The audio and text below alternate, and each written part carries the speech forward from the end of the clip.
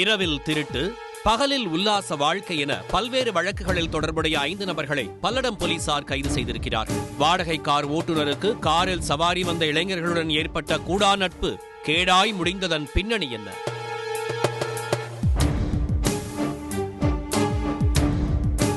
திருப்பூர் மாவட்டம் பல்லடத்தில் வனம் இந்தியா என்ற தன்னார்வ அமைப்பு இயங்கி வருகிறது. வனாலய அலுவலக வளாகத்தில் தற்போது கட்டுமான பணிகள் நடைபெற்று வரும் நிலையில் கடந்த 24ஆம் தேதி நள்ளிரவு 12 மணி அளவில் முகமூடி அணிந்து வந்த மர்ம நபர்கள் அலுவலகத்தின் கதவை உடைத்து கேமரா, கட்டுமான பணிக்கு பயன்படுத்தும் பொருட்கள் என பல லட்சம் ரூபாய் மதிப்பிலான பொருட்களை திருடிச் சென்றனர்.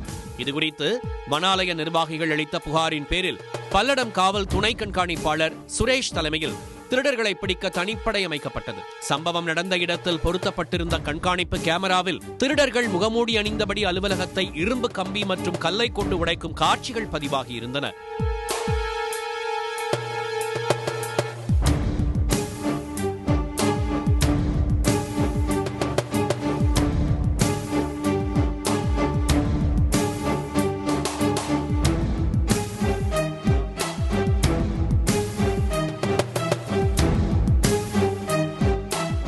அவற்றை ஆய்வு செய்து விசாரணையில் இறங்கிய போலீசார் திருடர்கள் வந்த வாகனத்தின் பதிவெண்ணை வைத்து காரை தேடி வந்தனர்.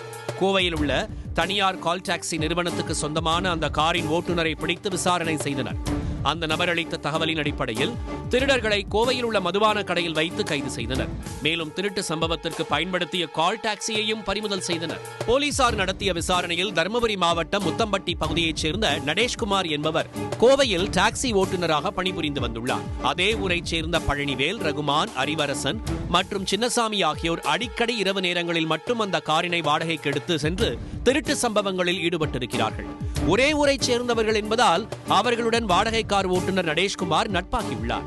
அதனைத் தொடர்ந்து இரவு நேரங்களில் எங்கு செல்கிறீர்கள் என கேட்டபொழுது தாங்கள் பகல் நேரங்களில் கட்டிட வேலை செய்துவிட்டு இரவு நேரங்களில் திருடப் போவதாகவும், அவ்வாறு திருடிய பணத்தில் சுற்றுலா செல்வது, மது அருந்துவது என உல்லாசத்தில் இருப்போம் எனவும் கூறினர். உல்லாச வாழ்க்கைக்கு ஆசைப்பட்ட கார் ஓட்டுநர் தானும் வருவதாக கூறியதை அடுத்து 5 பேரும் சேர்ந்து பல்வேறு பகுதிகளில் திருட்டு சம்பவங்களில் ஈடுபட்டு வந்தனர்.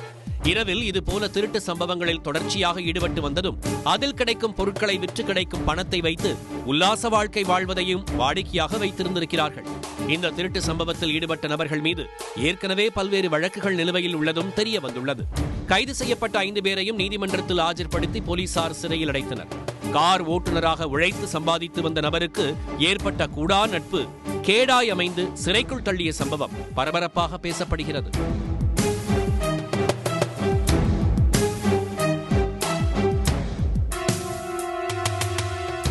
உடனுக்குடன் செய்திகளை தெரிந்து கொள்ள சன் நியூஸ் பெல் ஐகானை கிளிக் பண்ணுங்க.